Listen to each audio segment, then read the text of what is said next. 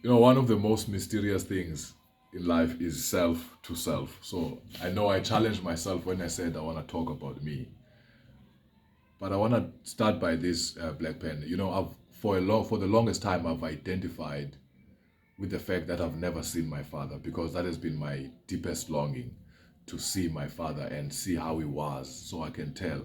Because I'm the only man, I've got only a sister. I don't even have an older brother that I can see males in my bloodline, in my family, how they are. So my family is kind of traceless where I come from, and that has been my deep sadness for the longest time. And so that's why church was very easy for me, because my identity was going to be in Christ. I don't have to search and just screw culture, fuck culture. I'm gonna adopt Christ, and that blew in my face, because I'm a curious person. I like to learn. I'm inquisitive. So I don't know if you wanna hear about all those things about my mother and all that, and but whenever you bring a question, whenever you bring up a question, I'm happy to go all out in answering that question. So that reality of my father being unknown to me, and also that truth of that I have a father other than my stepfather, is what destroyed me the most. Well, I don't want to say destroyed, but devastated me the most, because then I couldn't trust my mother, because she didn't tell me this. And I'm realizing this now, by the way, that I didn't trust my mother after that moment, because I just wanted to be polite and a people pleaser and all that. And the other thing is, it will be nice if I have your questions as my structure, by the way. But I'm happy to share everything there is about me, especially the parts and areas that I think could empower South Africans, and everyone in the world who could listen to my voice or hear my story. So, one of the biggest things, again, has been the fact that I self taught myself in the midst of my friends that were uneducated like me, that were smoking weed and committing crime and doing all those things together. I decided that I wanted to know more. I wanted to expand my consciousness. And as we were watching television, movies, when they speak isiZulu, they write English on generations actually. Is a soapy that helped me a lot to learn English. Whenever Usbu Kuluma, I would always write, write, write, and then go ask somebody, what are these words meaning? I remember I even asked at some stage, what am I doing when I'm doing this? And somebody told me you're coughing. And I would ask people, what am I doing when I'm peeing in the bathroom? And people would say, you're urinating. And those were the words I would use, like, let me go urinate, just to be. and and when I realized that I was able to learn English, then I quickly gone and got some grades as a security. I worked at the airport in George as a security. It was at the airport where I got the most affirming question, where a white guy who was flying asked me, where did you go to school? I said, Eastern Cape. And then he said, Forte University. I said, yes, yeah. I took it, I lied. I said, yes. And I laugh about it now, because I couldn't believe it. I couldn't believe it that someone would mistake me for someone who went to Forte University. Because prior to that time, 3 years prior to that moment, I couldn't even speak English, no Afrikaans.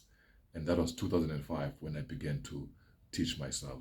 And then in 2007, late 2007, close to 2008, I was already uh, fluent in English.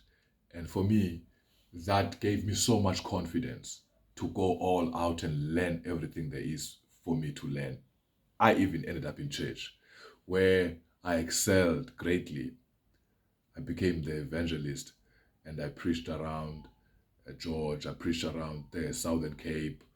I'm well known there, especially for that, in the Southern Cape region, Oudtshoorn, Knysna, Pled and all those areas, Mossel Bay, and also Cape Town. I would come and do some revivals and street preachings here. But I was never an ordained pastor.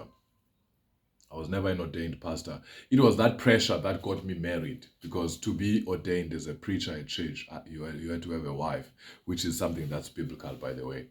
They say a deacon must be a husband of one wife. And they say then that's a requirement that you must have a wife. Anyway, I'm not grumpy. I'm not trying to get anyone with my conversation with you. My deepest desire is to have the opportunity to empower those people that think that it's all lost. They can never learn nothing. They can be nothing. They can never amount to anything. Those people, I want to say, think again, because education is a funny thing. Because I had the privilege of choosing my own curriculum. I had the privilege of choosing my own curriculum and learn and study things that I'm interested in.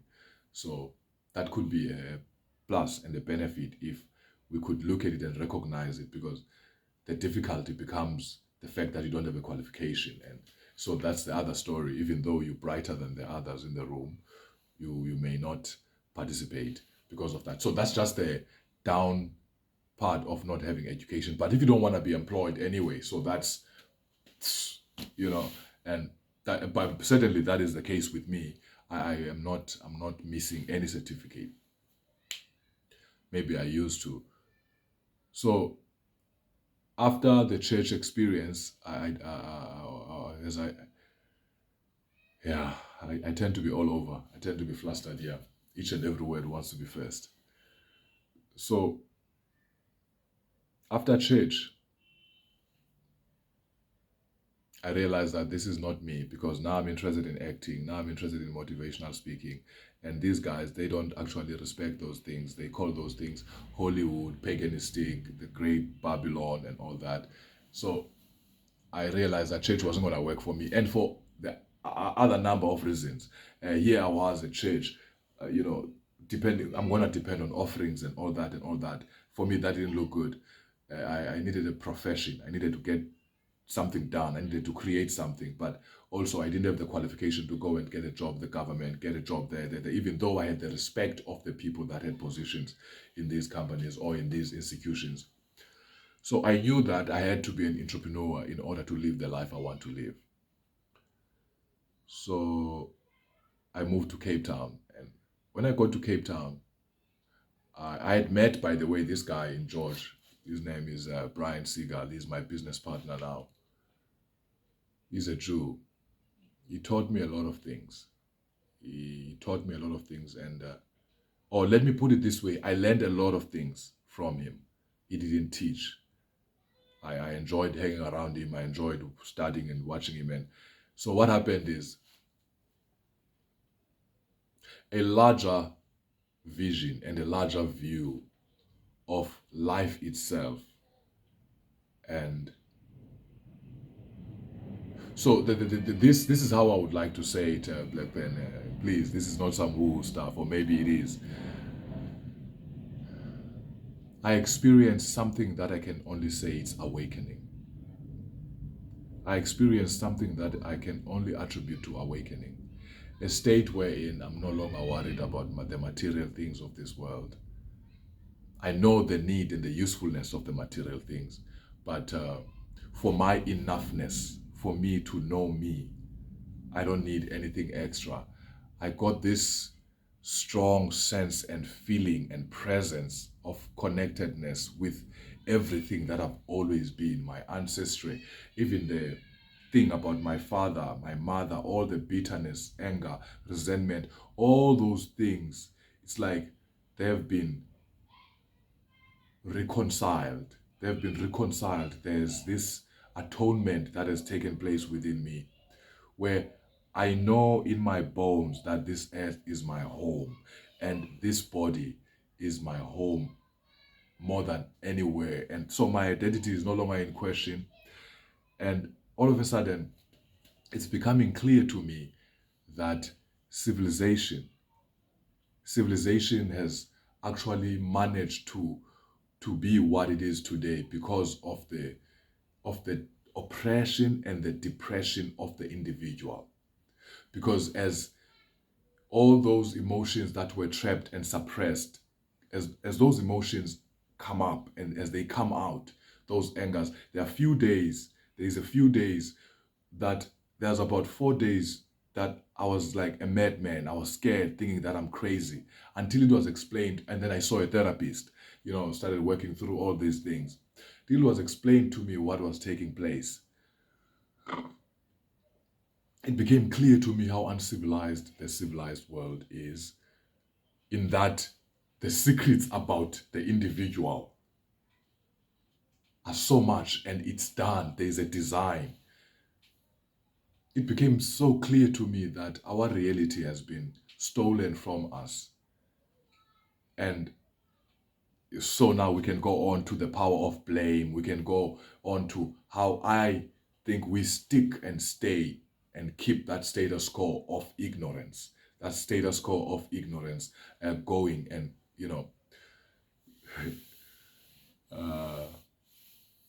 I'm not an anarchist, but I'm promoting with my life now an idea of self-love, self-intimacy, where you're not beholden to anybody's ideas about your being, even though there's this extreme respect and this compassion, this consideration for others, this love for community, this need for connections. You want that, but at the same time, it's not out of wanting or desiring or seeking notoriety. It's like a flower. I feel like a flower, a bloom that just wants to blossom. I just feel like water that wants to make something wet. If you know what I'm saying, I feel like I'm part of everything that is, and I'm responding to every cue now that comes because I have no fear. Even my contacting you 2 years ago, it's something I would have never attempted because of my self-esteem, because of how low it was. You would be so high and mighty. In my mind, I would have designed you to be something that's other than a human that just wants to help humans also and create these connections. I would have, I would just go and find a back door for myself. I had no confidence whatsoever with myself or in myself. But now that's totally different. That's totally different. So in a nutshell, really, those are the things I would be willing to touch on. My brother, Loiso Nevu, you can check him up. He's a very traditionalist. I had some issues with him also. Obviously, we are loving each other now. We are friends. He's a closer traditionalist spokesperson, by the way, now. You may have come across some of his stuff online. Loiso Nevu, that's my uncle. And so I'm saying that so that you understand the strong cultural background that I come from. And then I abandoned all of my culture for Christ. And then now I'm at a place where I'm viewed as Christians, as someone who has abandoned Christ for what? I don't know what they call it. But I'm just aware how Christ conscious I am. And also I see conversations, I feel conversations are ready, they are coming up. But there's a lot of sangomas, people becoming sangomas in the Xhosa community now. And I think it's due to the lack of understanding of how spirituality works. Everybody, I think there's an awakening. I'm of the belief that there's an awakening. We are actually moving on to an energetic and a frequency age where people are now going to live based on what they know, not what they believe. So I'm thinking with these conversations, we can open up another way of looking at spirituality, even African spirituality, so that people don't always go and enslave themselves to all these traditional understandings of spirituality. I don't want to destroy nothing, and I have no desire to build anything other than the individual confidence in self. Yeah, I don't know if this satisfies you, Black Pen, and you can ask me a question. I'm happy to make a shorter video. Yeah, that's a challenging one. Thank you, man. Have a good one, King.